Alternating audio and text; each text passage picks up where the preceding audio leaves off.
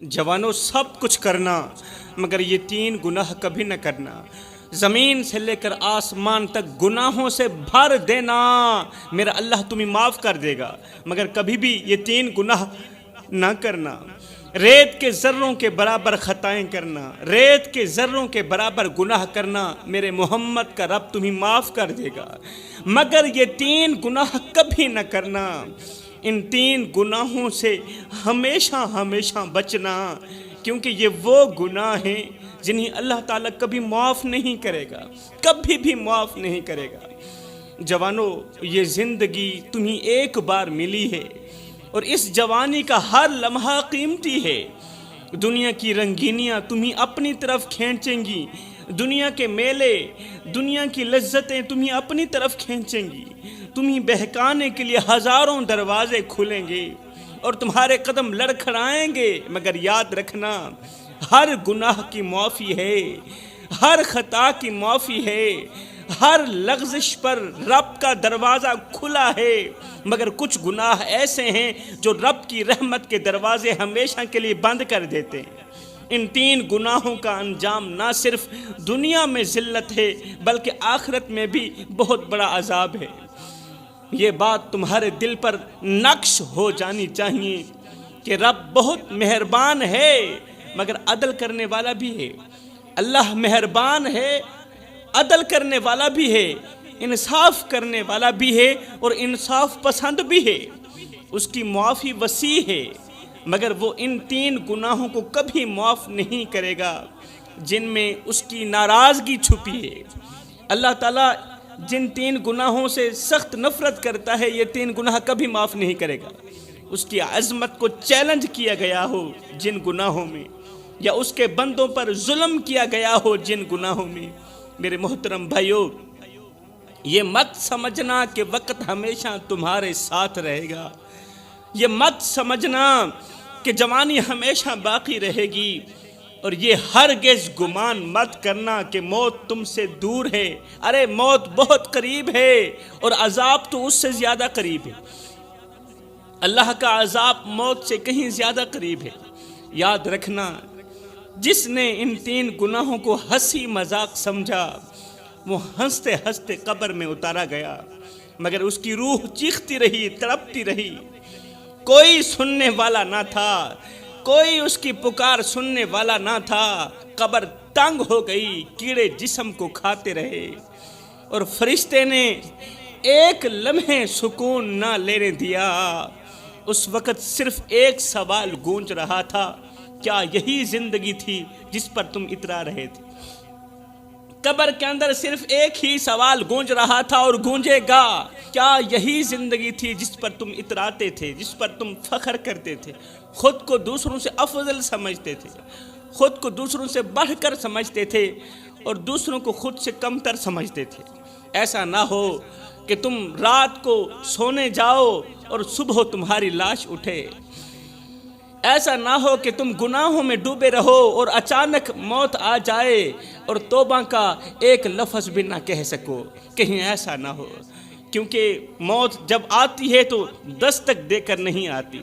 वैसे तो मौत हमें बताकर आती है, वैसे तो मौत हमें पैगाम देकर आती है कि मैं आ रही हूँ। मलकुल मौत बताकर आता है, क्योंकि हज़रत सैयदना याकूब अलैहिस्सलातु वस्सलाम ने कहा था, ए मलकुल मौत, जब मेरी रूह निकालने आना तो पहले मुझे बताना। मलकुल मौत ने कहा ठीक है।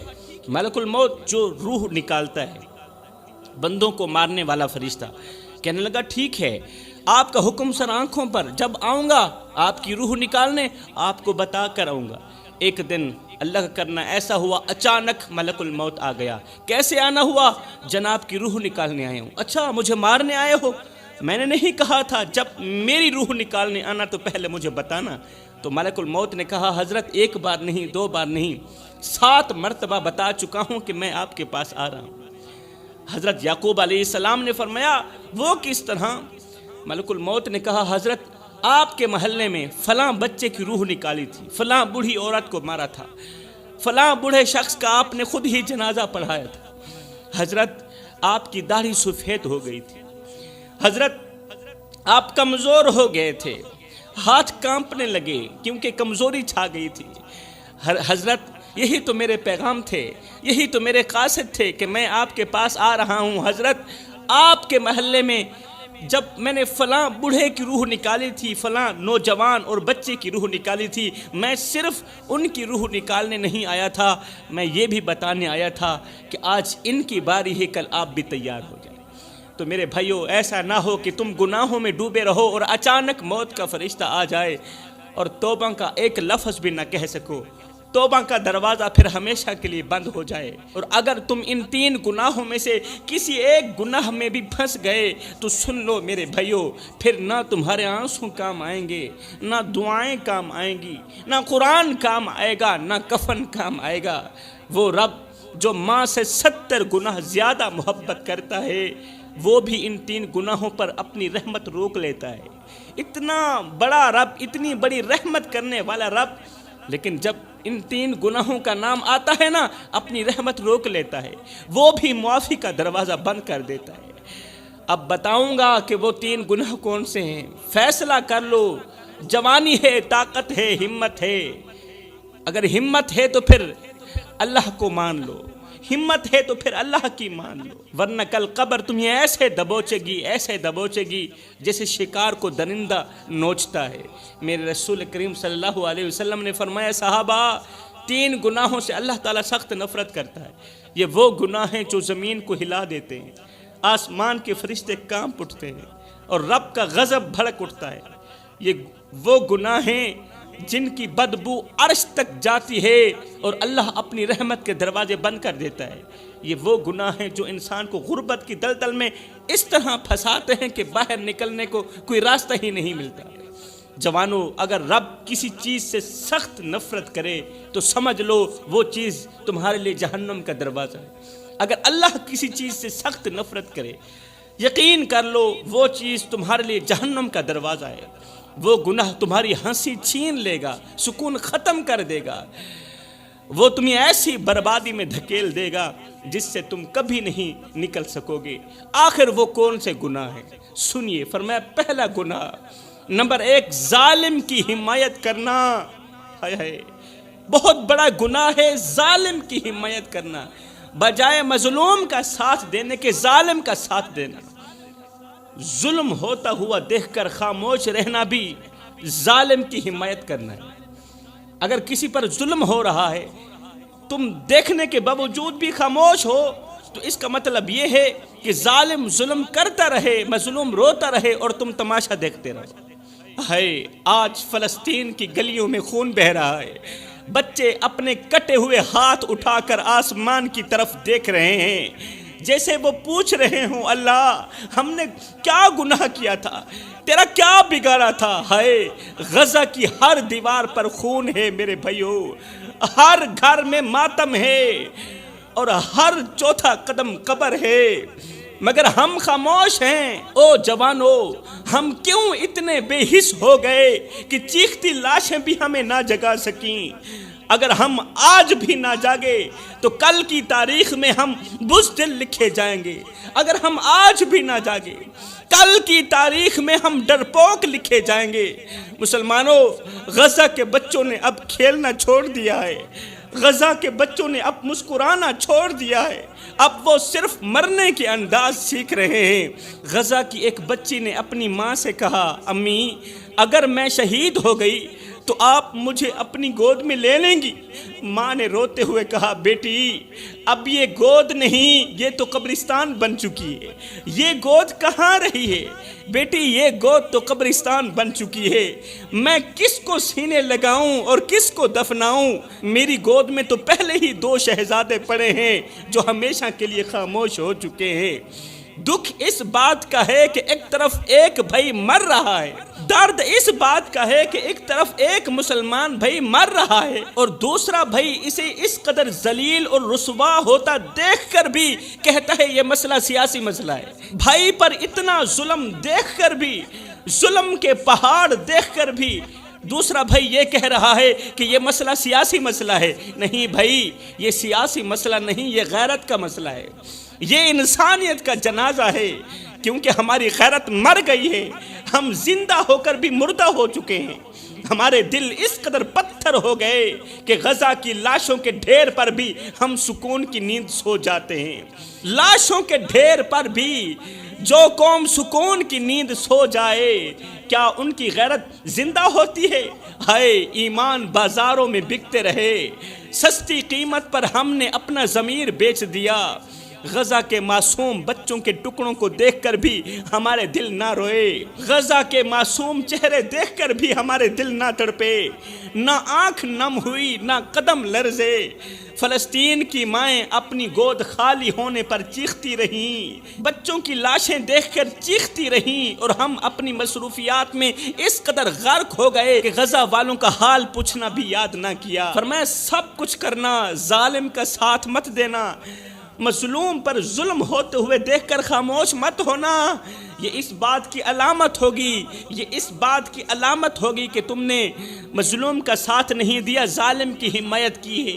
اگر تم لوگ خاموش رہے تو فرمایا سب کچھ کرنا، یہ ایک گناہ کبھی نہ کرنا۔ دوسرا گناہ، والدین کو دکھ مت دینا۔ والدین کو دکھ دینا، درد دینا، یہ بہت بڑا گناہ ہے۔ والدین کی قربانیوں کو فراموش کر دینا، یہ بہت بڑا گناہ ہے۔ یہ وہ گناہ ہے جس کی وجہ سے اللہ تعالیٰ بندے سے سخت نفرت کرتا ہے۔ جس نے ماں باپ کے سینے پر وار کیا، جس نے ماں باپ کے سینے پر وار کیا، وہ کبھی زندگی کی جنگ نہیں جیت سکا۔ اے نادان انسان، جس ماں نے 9 مہینے تجھے اپنے پیٹ میں اٹھایا، دن رات بے چینی میں گزاری، آج تو اسی کی باتوں پر چلاتا ہے۔ وہ باپ جس نے تیرے نام پر اپنی جوانی قربان کر دی، آج تو اس باپ کے آگے چلاتا ہے، اس باپ کی باتیں تجھے اچھی نہیں لگتی۔ یاد رکھ، جس نے ماں کی ممتا کو ٹھکرا دیا، اس کی قسمت خود اس پر لعنت بھیجتی ہے۔ جس نے باپ کی قربانیوں کو فراموش کر دیا، اس کی قسمت خود اس پر لعنت بھیجتی رہی۔ جس باپ نے دھوپ میں جل کر تیرے لیے سائے کا انتظام کیا، وہی باپ آج تیرے لفظوں سے جھلس رہا ہے۔ تیرے لفظ اس باپ کو تڑپا کے رکھ دیتے ہیں۔ جس طرح ماں کی ایک دعا تجھے آسمان تک پہنچا سکتی ہے نا، اسی طرح ماں کا ایک آنسو تجھے زمین کے اندر دفن بھی کر سکتا ہے، زمین کے اندر دھنسا بھی سکتا ہے۔ ماں کی آنکھ سے نکلا پانی رب کے قہر کو دعوت دیتا ہے میرے بھائیوں۔ اس لیے کبھی بھی اپنے والدین کو دکھ مت دینا۔ کتنے جوان راتوں کو ہنستے ہنستے سوئے مگر صبح قبروں میں پڑے تھے۔ اللہ کے نبی نے فرمایا، جس نے ماں باپ کو رلایا، قیامت کے دن وہ نہ اللہ کو دیکھے گا اور نہ ہی اس کے رسول کو دیکھے گا۔ جس پر رب کی نظر نہ ہو، اس کا وجود دنیا میں صرف ایک لعنت بن جاتا ہے۔ جی ہاں، جس پر رب کی نظر نہ ہو، جس اولاد نے والدین کی شان کو نہ پہچانا، ان کے سائے کو بوجھ سمجھا، والدین کے ہاتھوں کی جھریوں کو نظر انداز کیا، وہ دنیا میں کبھی سرخرو نہ ہو سکی، بالکل نہیں ہو سکتی۔ کیونکہ ماں باپ کی عزت وہ تاج ہے جسے پہن کر ہی انسان لوگوں میں سر اٹھا کر جیتا ہے، اور جو اولاد وہ تاج اپنے ہاتھوں سے اتار کر پھینک دیتی ہے، ماں باپ کی عزت کا تاج، والدین کی خدمت کا تاج جو اولاد اپنے ہاتھوں سے اتار کر زمین میں پھینک دیتی ہے نا، پھر معاشرہ ایسی اولاد کے سر پر جوتے رکھ دیتا ہے۔ جس گھر سے ماں کی دعائیں اٹھ جائیں، وہاں نہ برکت رہتی ہے نہ رحمت رہتی ہے، وہاں صرف اندھیرے ہوتے ہیں میرے بھائیوں، وہاں ہر طرف ماتم ہوتے ہیں، اور سکون صرف قبروں میں نظر آتا ہے۔ ایسی اولاد کو لوگ عزت سے نہیں افسوس سے یاد کرتے ہیں۔ لوگ ایسی اولاد کا حال تک نہیں پوچھتے، بلکہ مثالیں دیتے ہیں کہ فلاں کی ماں نے اسے بد دعا دی تھی، فلاں کے باپ نے اسے بد دعا دی تھی۔ والدین کو رلانے والی اولاد دنیا میں ایسے بکھرتی ہے جیسے طوفان میں چراغ بکھرتا ہے، نہ کوئی سنبھالنے والا ہوتا ہے، نہ کوئی پوچھنے والا ہوتا ہے۔